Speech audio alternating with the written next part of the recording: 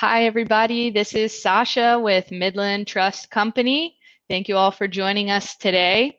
So today's webinar, we do have a special guest. I'm going to make sure that first you know who I am. I have been hosting and moderating the past several webinars. I'm having so much fun doing it. I'm glad to be here again. If you have any questions, I am going to be answering questions after my portion of the presentation, and you can always reach out to me by email, text, or give me a call. So today we do have a special guest, Rochelle. She is in Seattle and is going to share with us a little bit about her story as a real estate investor. I will let her tell you all about herself and what she's doing, and we will be focusing on the buy and hold strategy today. I'm going to let you all take note of her contact info here, and you'll have a chance to get her contact info later in the presentation as well. And just want to get started with a few things to go over. So Midland does not give investment advice, and we do not endorse any products. So we are non-fiduciaries. We are not giving out tax, legal, or financial advice. We've invited Rochelle here today to speak as a professional in this industry, and all information and material are for education purposes only. Please always consult with an attorney or financial advisor before entering into any type of investment. So that's the disclaimer, if you will. And then just a little bit about Midland Trust for anyone that's new. We are a self-directed IRA administrator. Our team also handles 1031 exchanges. We are a qualified intermediary for 1031 exchanges. And our main offices are in Chicago. I'm located in Fort Myers, and we have an office in Sioux Falls, South Dakota as well. So just a little bit more on our disclaimer there as a reminder. We are not giving any advice today. We are sharing some educational materials, and Rochelle has a great story for us. So also really quick, just because I've done enough of these, if you are experiencing any difficulties in hearing or seeing the presentation today, please just refresh the page and you should be back with us. Also, we are recording this webinar, and anyone who is registered with their email is going to get a copy of the recorded presentation. So, oh, and if you have any questions, please type them in the questions text box. All right, so we are talking about investing in real estate today. Some of this is going to be a recap for those of you who have been loyally following. It's important, though, I need to mention it. Title to the asset is always going to be in the name of the IRA plan or IRA-owned entity. So talking about LLCs or joint ventures there, it needs to be titled to the IRA. Percentage of ownership should either be 100% by the IRA, or if you're going to partner up, make sure that the percentages are stated on the closing paperwork. No personal or vacation use. It must be for investment purposes only. This is always, even if you personally own a part of the property and your IRA owns the other share, doesn't matter. If your IRA is involved, no personal use. Income and expenses. You should never pay for these personally. You should never collect rent personally. So Midland does have a platform and online features to assist with this. No prohibited transactions or parties. I do have a graph on the next slide just to help to illustrate that. And no sweat equity. We talked about sweat equity in our last presentation. It's basically no physical activity by the IRA account holder on the property. So no mowing the lawn, no doing the drywall. Technically, you can't even change a light bulb. So here is a guide on prohibited parties. Start at the center with the IRA holder's spouse. When you go up the family tree, this is your ascending family, mom and dad, grandparents. They are prohibited parties. Your children and grandchildren and their spouses are prohibited. So your ascending and descending families, these are people that your IRA cannot buy from or sell to. You cannot buy from or sell to these parties with your IRA. That does not mean you cannot partner with them and your IRA. You just have to keep separate interests. So no buying from or selling to. And just a little bit more information for you. Do not drain the account when making the purchase because you need a cushion to pay for any kind of improvements, any kind of expenses, whether you are counting on them or not. Make sure you leave some money in the account. The account holder is the one responsible for making sure that the tax bill and other expenses are paid, and they must be paid with IRA funds. Midland does not manage the investment. We are the IRA administrator, meaning we do record keeping and tax reporting. We are the custodian, meaning the deed is in the name of the IRA for your benefit. You are responsible to make sure that the bills get paid and that it's done through the IRA. And again, we have our team that are willing and able to help you out in taking care of those responsibilities. If ownership is split, the income and expenses should also be split pro rata. That's every single bill, every single invoice, split. And I am just going to mention this term, UBIT. I have included the IRS publication 598 as a reference here. I am not going to teach you about UBIT. I am going to mention it as something to look into. So it stands for Unrelated Business Income Tax, or sometimes referred to as UBTI, Unrelated Business Taxable Income. So those terms are interchangeable. Technically, the latter of the two refers to the actual income which is taxable, while the first UBIT, UBIT, refers to the tax itself. So just a few real estate investment options. There are multiple types, truly any type of real estate where the intention is for investment is allowed. You can see the list right there.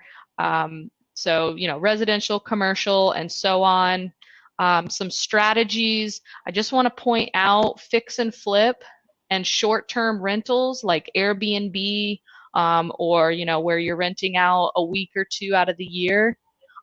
I included that IRS publication 598 on the slide before for you to look into whether or not you may, that income may apply for UBIT. Okay, so that was IRS publication 598. Then you've got your long-term rentals, buy and sell, which, you know, depends on the market. You buy it, you wait a little bit, you sell it. Buy and hold, which we're going to go more into detail with that. And you can also do some partnerships and there are other strategies for the IRA in real estate. So again, the webinar spotlight, buy and hold. Our special guest today is Rochelle. She's going to be speaking, but first I wanted to see if we did have any questions. It's a little quiet today. So if you have any questions, you can put them into the box. Otherwise, just take note of my contact information here. I see Ken Marlowe on here. How you doing, Ken? Glad that you could be here. All right. So Skip asked, in a buy and sell, is there a minimum look back period to make a buy back? Skip, I'm not sure. I'm going to answer the question, and if that's not what you're looking for, please let me know. So for the IRA, there are not any minimums for buying the property and then selling it. So you can buy property and then sell it the next day. So when you say buyback, I'm not sure if you mean then buying that property back. Again, I'm not clear on some of those terms that you're using.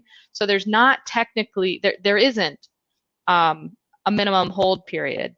There are some suggested hold periods for things like if you're going to buy real estate with your IRA and maybe eventually you want to move into it, it's recommended conservatively that you hold on to the property in your IRA for 2 years before distributing it out for personal use. When I say that fix and flips may result in UBIT, the IRS determines what they feel like is this business income tax.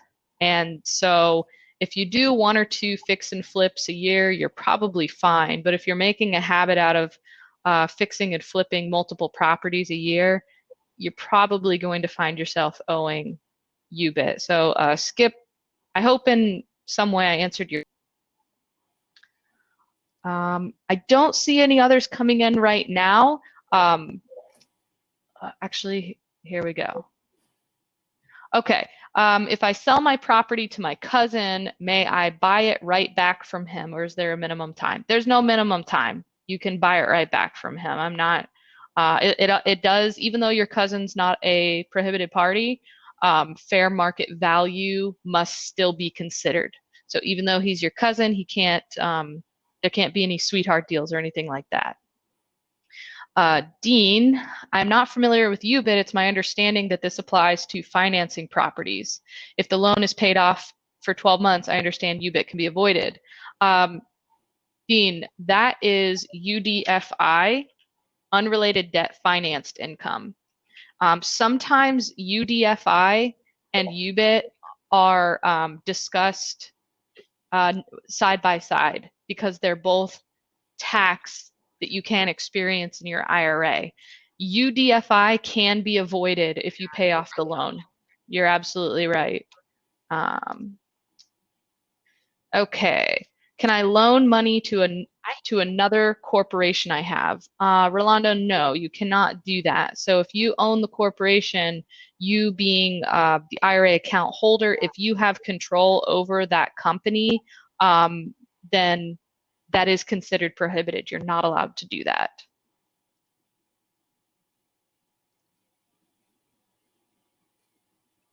Okay, let me see if this is something I can answer.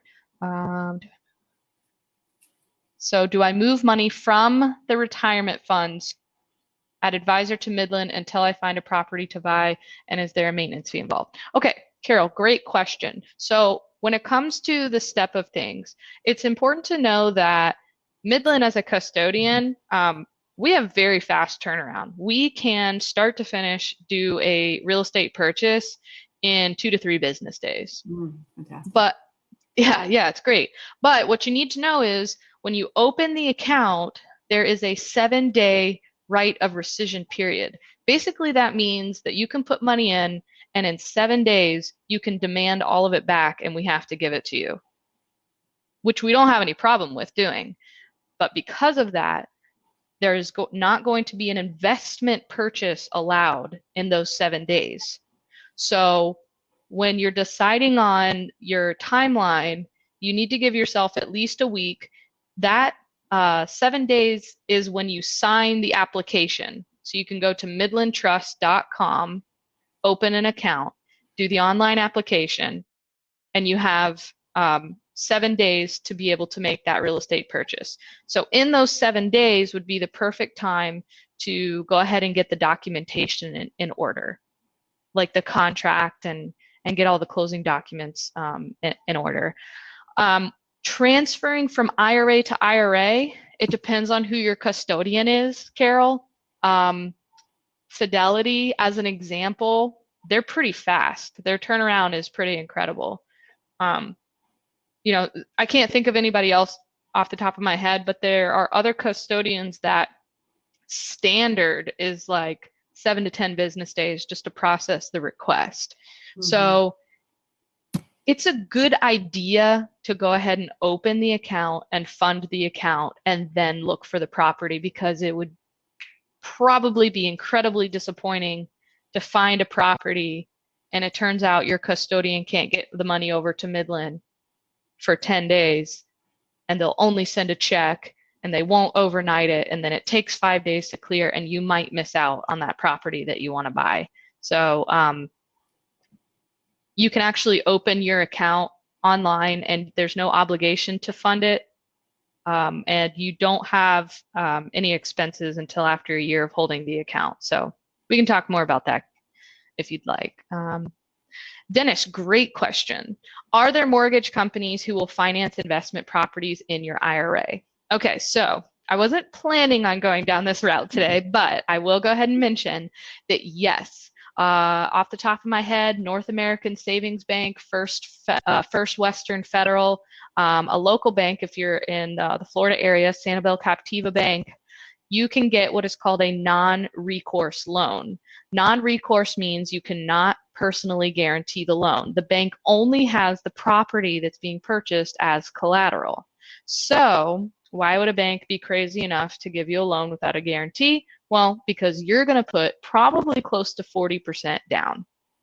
30 to 40% down, and the property is up for collateral. So the IRA has to be able to make those payments. So you probably want to make sure that your property is going to generate income because your IRA has to pay that mortgage bill. So, yep, there are companies that will finance investment properties in the IRA.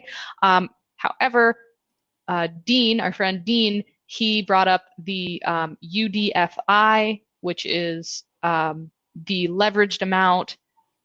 That income may be taxable when you borrow money in your IRA. So I'm sure you can find a publication on that, or as always, talk to your CPA. All right, I think we're going to go ahead and let Rochelle take it away. So just bear with me while I switch over to her presentation. So Rochelle, I'm going to go ahead and mute myself here and let you take the stage. And you just tell me when you need me to go on to the next part, okay? Fantastic. Thank you again. Hi for having me. I'm super excited to be here and share my journey. My name is Rochelle Boyer. It's kind of an interesting story. I hope you don't mind while I kind of set some context on kind of how I ended up where I am today. Single mom with 2 kids, close to 5 years ago now. Time flies. I had a girlfriend of mine call me and she said, Rochelle, she goes, I've got cancer. And I'm like, what? Okay, no problem. You know, I'm an eternal optimist. And I said, I'll be right down to see how you're doing. So I drove down to Portland. I lived in Snoqualmie at the time in Western Washington, drove on down. And what I was prepared for, I wasn't prepared for what I saw. So a dear friend of mine was actually, you know, literally struggling for her life. And on my way home, I said to myself, life's too short.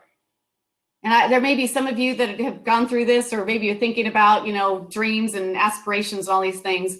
So the next day I went in and I was in sales. I was making 6 figures. Again, did I say I was a single mom, 2 kids, you know, no real amount of money. I had a mortgage payment. I had 2 car payments. And I walked into my boss and I said, I'm done. And he's like, are you okay? And I'm like, yeah, I couldn't be better. So the one thing that I knew is that I believed in myself. So next day I went and raised some private money and I bought my first flip. So you guys, 6 months later, I made it. I actually did a full gut on my first flip. You don't know what you don't know, right? I just kind of dove into it and off I went. And I made a little bit of money. Not huge, but I made it. So I'm like, okay, let's do it again. So if we fast forward, here's what I've learned. Well, if you're a fix and flipper, and some of you people maybe be doing that, may not, maybe you know friends that are, you know, HGTV makes it look very, very simple. It's not like that. I've got a few bumps and bruises along the way, but I loved making the transformations. You know, you buy an old dilapidated house, you spend a lot of blood, sweat, and tears dealing with contractors, incorrigible inspectors, you know, getting it to a point where you can go ahead and sell it for a profit, and you keep and do it again and do it again. Well, what I realized, and 3 years into it, I'm like, what the heck? I've just created a job for myself. You know, you raise your money, you manage everybody, and then you do it again and do it again. And for me, I was like, and I'm going to say, I'm almost 52. I'll be 52 in a few days. Is that I'm looking for some passive income, that mailbox money that just kind of just comes in. And we'll talk a little bit about that. But before I go on, I want to share a really interesting story because it's actually the flipping has changed my life. One of my projects, I decided that I was going to go ahead and buy one off the auction. Why not, right? So it was relatively new. It was a 1978 home that had a beautiful wrought iron gate all the way around it, big brick columns. It was 4,000 square feet, which is fairly large when you're doing renovations because the costs are exponential. But I'm like, all right, I got this. So anyway, purchased this property. Of course, you don't get to go in them if you bought any off the auction. and I had to go through an eviction. I'm like, okay, not that I want to do that, but let's try, right? Let's see, it's another learning opportunity. So I did an eviction, and the deputy goes, make sure you have a good locksmith. And I'm like, well, aren't they all good? So I'll never forget this, you guys. February 13th, it was a drizzly day in Seattle. I know, hard to believe, but it really was. And I was standing there with the deputy, and he goes, again, it's drizzly, and I'm standing there top of the hill. He kind of looked down into the house. Here comes 10 cop cars. Not one, 10. And I'm like, uh-oh, right? And they step out of their cars, and they've got these big black guns. They look scary to me. And I sat there. There was a moment in your life, and I'm sure everybody's had these, where you're like, what the heck, right? Like, what the heck is going on? Do I actually own this? Well, let me tell you a little bit about what was in the house. We had 3 gangs living under the same roof: the Bloods, the Crips, and the Sons of Samoa. The house ended up being 5,000 square feet, not 4, 9 bedrooms, 4.5 baths. So they each had a section. Beyond that, of course, there's plenty of drug addicts. So they lined, as I walked in, they lined them up on either side. Did I say anything about being a single mom, 2 kids? So I had to walk through them, go in, and take a look. So we had a chop shop. We actually had an official whorehouse with the red light and the green light. And so it was active. So that was something new to me as well. There was actually 2 girls that were trafficked and stolen. That's probably I still get emotional about it. One was 15 and one was 5. And it was a chop shop as well. I had multiple cars I had to take care of, 5-gallon buckets full of drugs that I carried out. But beyond the girls that were trafficked and stolen, again, I'll never forget it. It's forever etched in my memory. There's moments in your life where things, you have an impact. We had cops that watched this place because, of course, it was considered a hot house, very dangerous. In the front of the house, in the back of the house for 7 days, 365, or 24/7, excuse me, for 7 days, just to make sure that we were safe. And we went in and we demoed it, got red tag, got to meet with the mayor. But here's what I want to share with you. No matter what your journey is, right, pick it and go for it. Because what we were able to do with this neighborhood, this was a neighborhood where the people were scared to go outside. Once we got started, the shades started opening up, that the families were out working in their yards again, and it actually brought a whole neighborhood back. I share that with you because although I love making, I love doing the transition part of things. I love taking these old dilapidated homes and making them beautiful new homes for families. I did create a job for myself. And I said, wait a second, I need to do something a little bit different. So there's a fabulous thing called passive income. And you guys may know about it, may not, but I'm going to just tell you real quick. Wikipedia puts it like this. And I like to think of it as mailbox money. So you can create it with being a private money lender. Buy rentals, buy and hold properties are also very, very, very popular. And we'll talk about that a little bit further. But it's the income that comes in where you do little to no work, much different than the active type of income where it's like your daily job. So super, super important. Highly recommend. Everybody wants passive income, right? Money that comes in while we're sleeping. So I want to talk a little bit today about buy and hold. And here's why I chose rental properties. I live in Seattle. Seattle is very, very expensive, very, very expensive, much like California. And there's, there's other places, and like anymore, Austin is becoming like this as well, where the properties are so expensive that your rents do not cover your mortgage in some cases, so that you end up with a negative cash flow. In markets such as Seattle, you can go ahead. There's different investment strategies. I'm going to share mine, and I will touch lightly on why I chose to do what I'm doing. And then there's other ways to do it as well. So if you're going to invest in Seattle, you got to have plenty of cash, right? And then you can ride appreciation. So some people decide to ride the appreciation wave. For me, at 52, it didn't make sense. Because again, single mom, 2 kids, I don't have a huge retirement at all. And I wanted to create this passive income, okay? One of the beautiful things about buy and holds is that your tenants are paying off your mortgage. So you'll end up with a property at the end of this that will be free and clear. It helps you with your long-term wealth as well, because of course you have assets. The markets that I choose to, of course, with this whole interesting time that we're living in now, if we all had a crystal ball, it would be helpful. And none of us do have a crystal ball.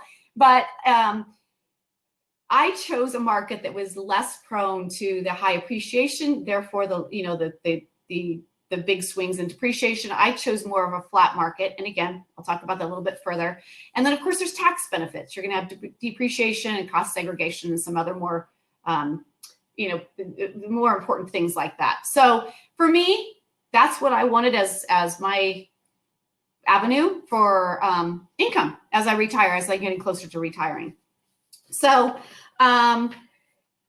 now we go into, do we stay in state or out of state? Like I mentioned to you before, it didn't make sense for me in Seattle to buy a condemned crack house in Seattle. 400,000, 500,000, 600,000. By the time you put 20% down, that's a lot of cash. And then of course it's a negative cash flow. So for me, it didn't make sense. So one of the things that we need to keep in mind, I chose to go out of state, and I'm going to talk about a market that there's plenty of markets. There's 26 markets that I think are very good to invest in for buy and holds. And I chose to go out of state. Here's why. It's affordable.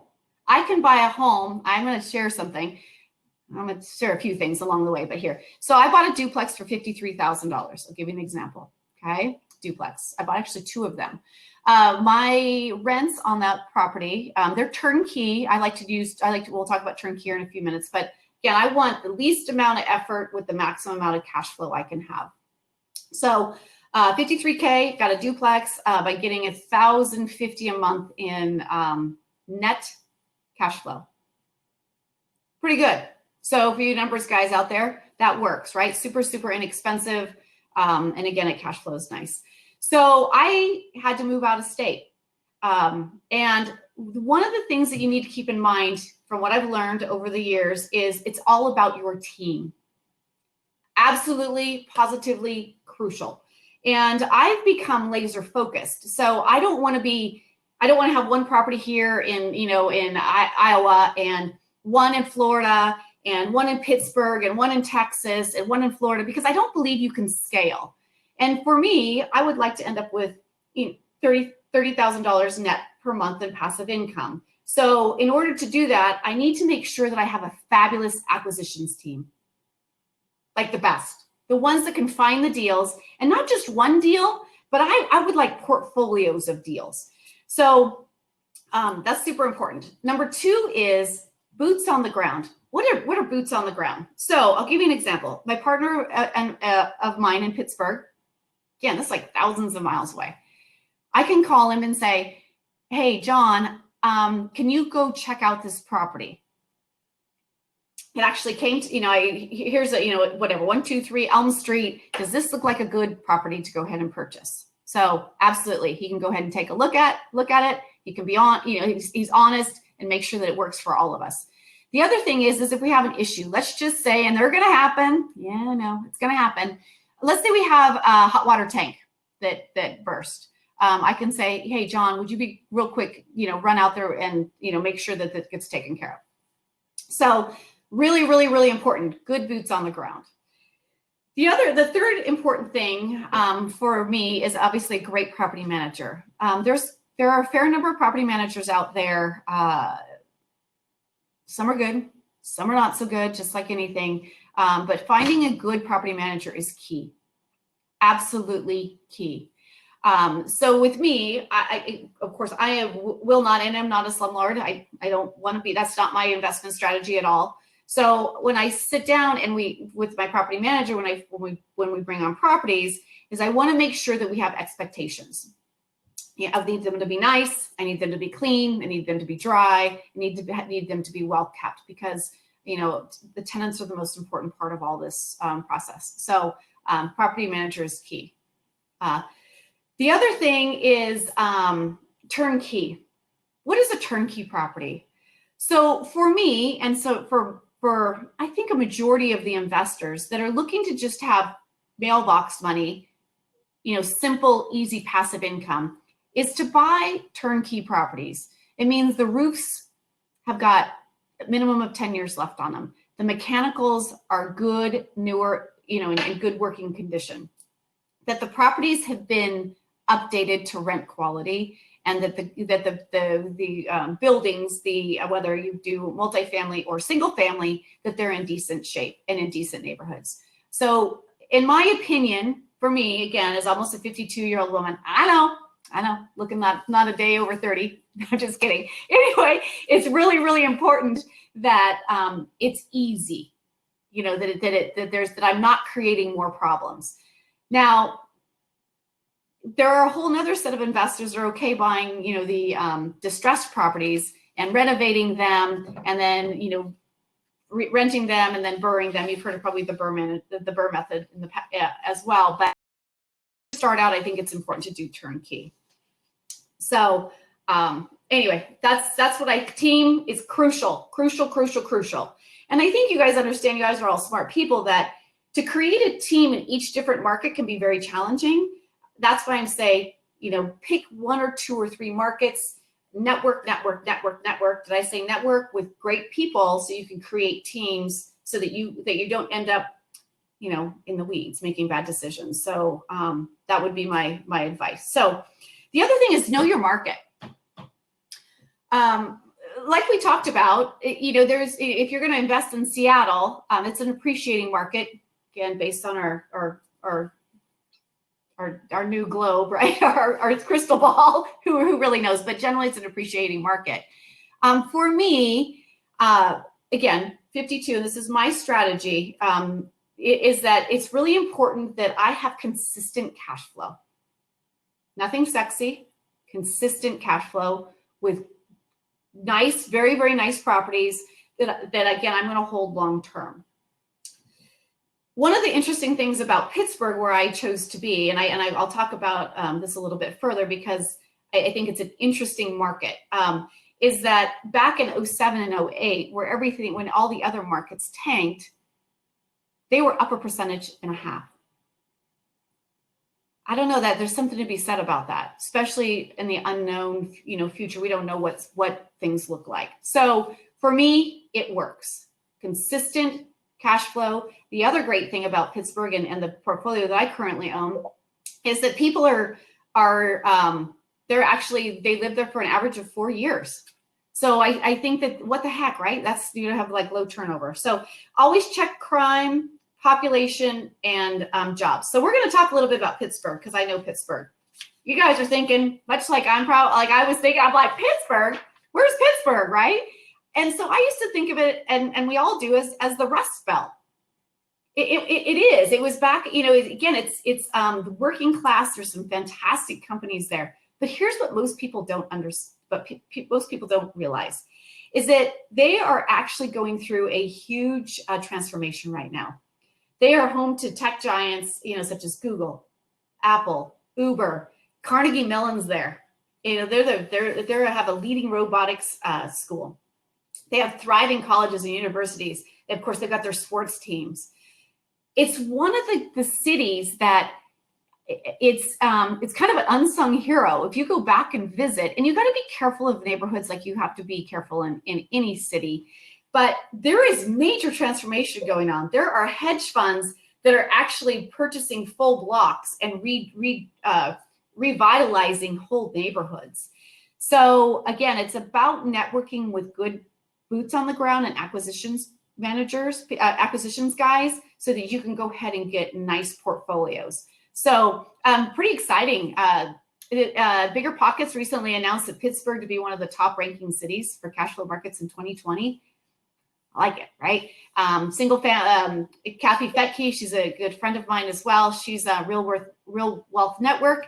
They're on the top list for single family rentals. So anyway, I love Pittsburgh. So a little bit about what they're saying. Pittsburgh is named one of the 4 tech hubs. That was in 2018. Again, I've been investing there for over a year, and every time I go quarterly just to check it out and meet with the acquisitions team there. Amazing the amount of growth that's going on. I think it actually rivals Seattle as far as like the number of cranes. There's a lot of that going on. You'll find that there's showing that the population is a decline in the population on the last census. Again, here's what I can say. I own properties there. My renters have been in for the average of 4 years. It's pretty impressive. I don't know that there's many other cities that can say that. And all of the population is declining. Perhaps it's the seniors that are going down to Florida to retire. There are 6-figure tech income jobs that are coming in. That is fantastic. So again, the properties are starting to increase. So pretty exciting stuff. Let me see what else I can tell you. It's 10 best places to live, best places to retire, and affordable rent. So who would have known, right? I just thought it was the Rust Belt. It's a fabulous city, very, very fabulous city. So let's see what else I can tell you about that. So I'm going to tell you a little bit more about, and again, I choose Pittsburgh because, again, it's kind of like one of those unsung heroes, like I've been speaking to you about, affordable. I'll give you another quick little case study. So if you go to markets, and then let's go back. Actually, let's talk about this here. So we talked about what kind of, there's other places to invest. So Austin, Texas, for instance, fabulous place. Orlando, Florida. Dallas, Texas. Cleveland, Ohio. Charleston, South Carolina. Indianapolis is always great. And of course, Pittsburgh. So all great places. Again, it's about networking. It's about boots on the ground. It's about, relationships with property managers. What I can tell you is just the affordability. So if you go into like an Austin or Dallas, you're going to find a cap rate of about 4 to 5-ish, something like that. 6 if you're lucky. If you go into Pittsburgh, again, you have the right team, you're going to be more about 10 to 12 caps. So it's very different. But again, you're not going to have the appreciation. So it just depends on the markets. And again, I'm happy to talk to you about different ones. There's about 26 that we represent. I'm laser focused right now on Pittsburgh. And then I also love San Antonio. I think that's got some great opportunity as well. So a little bit about me. I'm continuing to build all the time. As far as my rental portfolio, it's all about, I'm looking at deals constantly. Like, I think I underwrote 10 already this morning, just to say, does this look like one? Does this not look like, is this cash flowing? Is it not?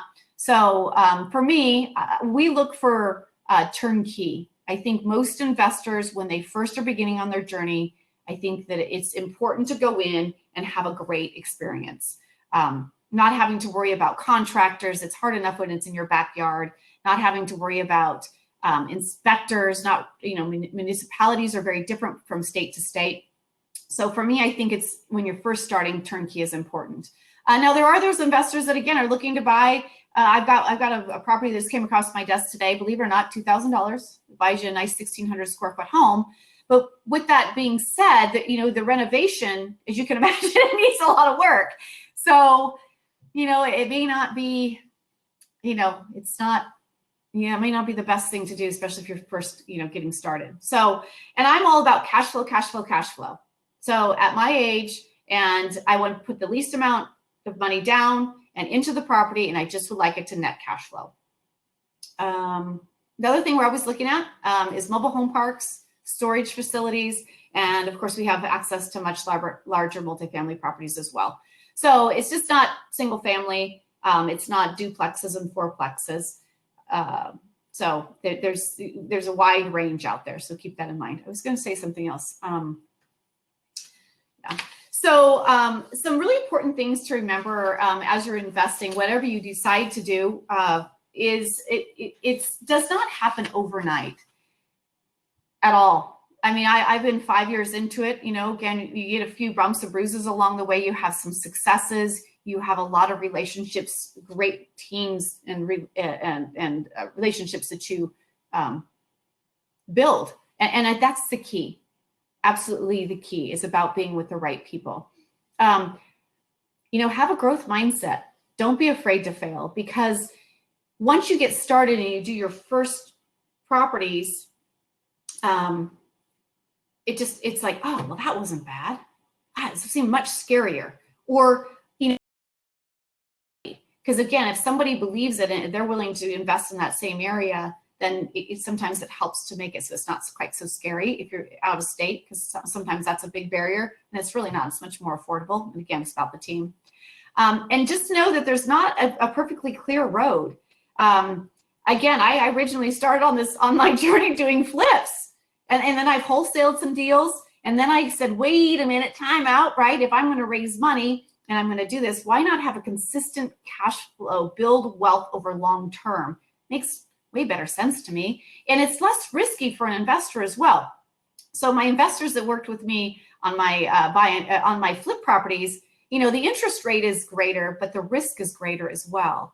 When as an investor, by private money investors, if they're going to invest in a long-term, more of a conservative portfolio, it's less risky. Now there's always risk, but it's less risky. So anyway, I think that's, depending on your risk tolerance, I think that's kind of a nice alternative as well. So, but this is where I'm staying. It's about building passive income, ultimately to be a private money lender and to give somebody else the same gift that people have given me, would be kind of as a little bit of side notes. That's my goal. And be prepared for the market. Actually, Sasha, let's go back real quick. I just want to talk about the market here. So be prepared for the market. Like I said, nobody has a crystal ball today. It's an understatement, right? When we say we don't know what's going to happen. We just don't know. Section 8 is a nice opportunity now, because it should be guaranteed by the government, right? The rents. So pick your areas wisely, but that's something that suddenly is sexy. Section 8 is sexy. So just, be aware. Again, go into a market where it's affordable, where it's consistent, so that you don't go in and you don't buy $1 million mansion in California to rent out, short-term rentals. I mean, those things have taken a big hit. Not that they're super, they're super fruitful. Hopefully they come back. It's been very good for a lot of investors. But again, it's not, it's risky. It really is. So be willing to adapt, switch gears, and have multiple exit strategies. So again, I would say diversify. Few buy and holds. There's some mobile home parks. There's some storage facilities are also a little bit more recession proof. So far so good. And I would like to share. I have 18 doors currently. I started acquiring not long ago. My goal is to have 200 by the end of the year. And still today, 200 doors. So I'm pretty excited about that. But the one thing that I would say, out of my 18 doors, I'm in Pittsburgh, guys, remember, right? The Rust Belt. You think that I think it's got one of the higher, well, nobody knows anywhere as far as like unemployment rates. But here's what I can tell you. Out of 18 doors, I only have one person on a payment plan. One. And I'm pretty proud of that. I'm proud of the tenants. I'm proud of the area that I chose to invest in. I'm proud of the fact that if indeed someone comes on hard times and I have a mortgage of, a duplex at $53,000, that I can pay the mortgage. So that's a little bit about my story. So buy and hold's the way to go, in my opinion. Passive income is fantastic, you guys. You're making money while you're sleeping, and you're building long-term wealth, which I think is very, very important as well. And it's just, again, it's all about the team, and making sure that you pick the right partners. So just a little bit more, I wanted to say, because again, I run this wonderful group of women. There's 1,200 of us. It's called WREN, WREN Inspires, Women Investors. So you women out there that are listening, if you'd like to come join, we're doing obviously kind of Zoom calls now. So it's a good way to kind of get to know other women investors. I've been fortunate enough to be featured in Think Realty. That's actually where I met Sasha. So Sasha, thank you for reaching out. We are actually doing, a colleague of mine are doing a podcast with you guys. I was hoping to have it launched before I came here. It's called The Investor Chicks. I know, kind of catchy, kind of cute, but we're doing something a little bit fun where we're going to talk about the nuts and bolts of real estate investing, whether it's wholesaling, flipping, buy and holding, and we have fun. It's kind of crazy. Lots of knowledge and information in there. So, again, it's been I want to end by saying this. I want you guys to dream big. I would love people, especially after all of the stuff that's happened, is to really truly live the life that you dream of. For me, it's time. It's time. It's about having passive income, and it's about being able to do what I want to do with my time. So I highly encourage every one of you to do that. So thank you again. I'm always available for questions, answers. I can jump on a call. I'm here to help however I can. If it's an introduction to a partner of mine, happy to do it. So my pleasure. So if you have any questions, please let me know. Sasha, thank you, dear. Yeah, thank you, Rochelle. Thank you so much for sharing such an interesting story. Thank you for, giving us your perspective and your journey on how you went from fix and flip to buy and hold, and just, for our clients and those interested in Midland, it's your account, it's your journey, it's your choice. And Rochelle is just here to share her experience, and we're so grateful for her and her time. Thank you all. I did say I was going to reach out to a couple people with some more information, and I am going to do that. Right at this moment, I don't see really any questions for you, Rochelle, other than one person does have a question for you on funding. Okay. I suggested that he go ahead and reach out to you with your contact information that's posted here. So I think we are going to go ahead and sign off. And yeah, I'm really glad that I came across you. And Think Realty, by the way, folks, is a great publication, and that is where I came across Rochelle's info. So it's a online magazine. They may print, but I found it online. And oh, you did? Yeah. Yeah, they were such a great group as well. So yeah, they reached out, and I'm like, yeah, sure, I'll share my journey, right? So. Rochelle, we do have someone asking, do you have any thoughts on any cities in Florida? Have you ventured this way, or? Yeah, you know what? It's funny that you mentioned that. Well, the wealth coach that I hired, 5 years ago, he's down there right now, taking a look at some different areas. We're probably going to focus on more of the Tampa, St. Pete-ish type of areas. So yes, absolutely. I think it's a great, great, great market. Okay. Absolutely fantastic market. As a Floridian, I'm embarrassed. I didn't know that there was a city called Florida City. So thank you, Rolando. So specifically, I don't know Florida City. You don't know Florida City? Okay. Yeah. Now Cape Coral, which is minutes away from where I am right now, it was being featured in several publications as the fastest growing city, and it got a lot of attention. Did you ever catch any of that? I didn't, but I will definitely look into it. So it's just, again, it's about the network. So I can make a real quick call and say, tell me about it. So what are your thoughts? So are there certain publications that you're looking at? I mean, so when, Cape Coral's being featured as fastest growing city, does that mean anything to you, or do you prefer to?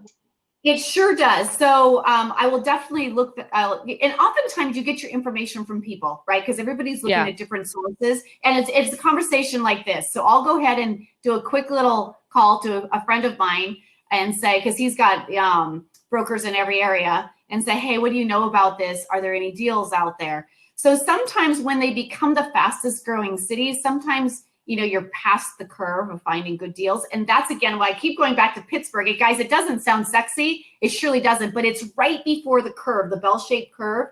And so I feel like, it's finally starting to see some recognition. I'm like, oh no, is it like, too late? Because now, of course, the housing prices and the property prices are going to go up. But happy to look at it. And it's really about being able to scale. And I think we didn't even touch on this, but it's about setting goals, right? And say, I would like to have X number of dollars in passive income, and then working backwards and then finding a market or reaching out to, again, to somebody like myself and say, hey, if you wanted to do this, where would you go? I happen to like warm weather, right? Or I'm in Florida. Can you direct me? And so I'd say, yes, here you go. And here's where I would suggest going, do your own due diligence. And I can help run comps and run to see if it's a deal or not as well. Okay. So yeah, that's great. I'm going to check it out for you, and I'll let you know, because sure, sounds great. Steve, actually, we do have a couple questions. So if this is great to engage. So Steve wants to know if you visit all your properties. I do. Well, originally I did. So again, I had a job. My partner that's in Pittsburgh came through me through a mutual friend. He's a real estate snob. He buys a certain type of property. So I analyze, right? Finally, I'm like, all right, I'm coming down. So we looked at 25 doors in 2 days. And he goes, you're going to get bored. I'm like, what? How can I get bored, right? Sure enough, because they're all the same. And that's what we find is if we won't hold these properties for ourselves, whether we broker them or we hold them ourselves in our portfolio, then we're not going to show them. Because number one, we want investors to be happy, right? And we want them to keep coming back. So whether we partner, we purchase, or we broker. So with that being said, I went down twice before I purchased to get a lay of the land. So I saw the high end, I saw, like the Squirrel Hills, really nice. And then, kind of the working class. And then I saw that there was, it can be scary. But I'm going to say really scary. It's very different than in Seattle. It's, without no disrespect, it's very, it's a hood. You got to be careful, right? So I got to see the difference. I'm like, oh, I get it. I understand why I'm there. Now, with that being said, if my partner goes and looks and said, Rochelle, these are a deal, I've gone and looked at them. We do a feasibility period. We do our due diligence so we can walk inside of that, walk and do our inspections and everything. At this point, if my partner says they're good, they're good. So, but yes, I do normally walk through them. If people are interested in investing, please go visit, go walk through them. But yes, I've done it both ways to answer your question. Okay. Great question. And then, oh, sorry, I didn't mean to cut you off. No, go ahead. Okay.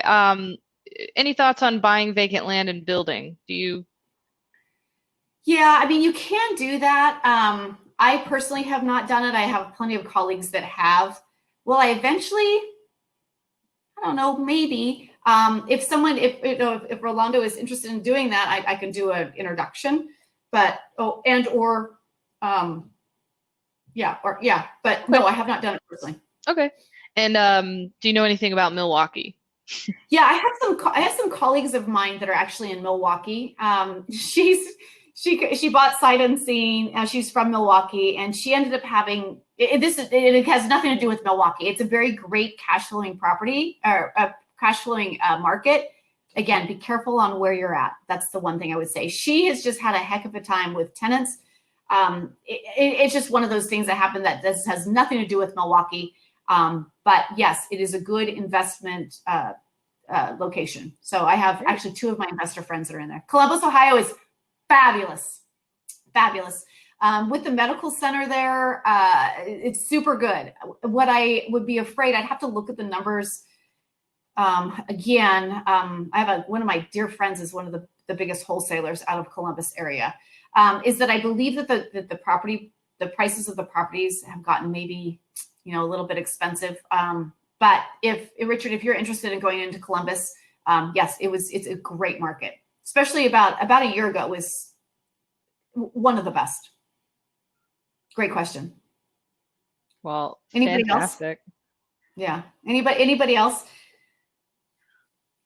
We do have somebody typing out. Oh, good. I'm glad you can see it too. Yeah. I think the other thing to kind of keep in mind, and I'm sure you guys are watching and listening and with all the media, is that we keep hearing that there's going to be an adjustment in the next 6 months. So we're all kind of in this holding pattern. Are renters going to pay? Are they not going to pay? What areas are going to pay? So there's a belief that once we start getting back to work, that there's going to be some deals. I'm going to go back to Pittsburgh again, because again, it's just so unique, is that Pittsburgh is a consistent, again, flat market, you're not going to see a huge correction, I don't think, there. So, but you may in some of the other outlying areas. But one thing I want you to keep in mind, and again, I'm not giving you any advice, but just think about this. If it's cash flowing with your minimum net amount per month that you're looking at, it's a deal. It's about long term. So don't get hung up. I mean, in my opinion, do something, if that makes sense. So that's kind of my guidance to you, because they believe it's going to be a very short window where things are going to correct. So, okay. Let's see, small towns. What about small towns? Sure. I mean, if you can, the bottom line is if you can buy the property at the right price, anything works. But it's about scalability. So let me give you an example. So if any of you decide to or want to purchase in Pittsburgh, okay, let's say Sacha wants to come to Pittsburgh, right? We would recommend buying at least 5 doors if you're doing single families. Here's why. If you have a vacancy, guess what? You can take care of your mortgage, your insurance, and everything else that is part of doing business. So you're not going, oh man, I bought one property and I got a vacancy and now, you know, this thing is horrible. We know that's not what we want. So it's about scaling and protecting your assets. So that's my opinion. So that's why we do a minimum of 5 doors. I'll give you an example. My 18 doors that I purchased was, you guys ready for this? 18 doors. I got a 4-plex, duplexes, and 1 single family. You guys ready for this? 18 doors. Pittsburgh, $650,000. Pretty cheap. So, and I cash flow very nicely. So let's just give you a little bit of an idea. It's super affordable. Okay. Let's see here. We have Dustin, Florida. Okay. Marcia, reach out to me. Okay. And I will see what I can find for you out there. Do I insure your properties or self-insure? I have them insured. Do you look at opportunities for forced depreciation? I guess, Calvin, I guess I would need an example of what you're, I don't know if you're talking about maybe buying like a wholesale deal and then putting it on the market and just having the difference like a wholesale. Is that what you're thinking of? I need a little, you can reach out to me. Do I own rental properties in my IRA? I don't, but a lot of my private money investors, I think someone had asked earlier, how do I hold these? I actually hold them with my 18 doors is all privately funded currently. In all of my flips that I had done, the down payment, the 20% down was always held by private as well. And oftentimes out of IRAs. So Rochelle, I think the answer was supposed to be not yet. And I'm talking to Sasha. Oh, do you? Oh, okay. I'm teasing. I'm teasing. Oh, not yet. I'm talking to Sasha. Oh, yeah, that's right. Just teasing. Yeah, I love it. Do you know anything about Memphis, Rochelle? Memphis, I think, is still good. Again, it's all about the buy, and I can do an introduction for some buys. All right. Well, everybody, her contact information's been up here, so you should have had some time to take note. Love, again, the engagement. Thank you all so much. I think we are going to sign off here just to keep it to an hour. Again, thank you, everybody. Thank you, Rochelle. Thank you, guys. Yeah, we appreciate you. Yeah, I wish everybody be safe, everybody. Thank you. All right. Thank you. Bye-bye. Bye.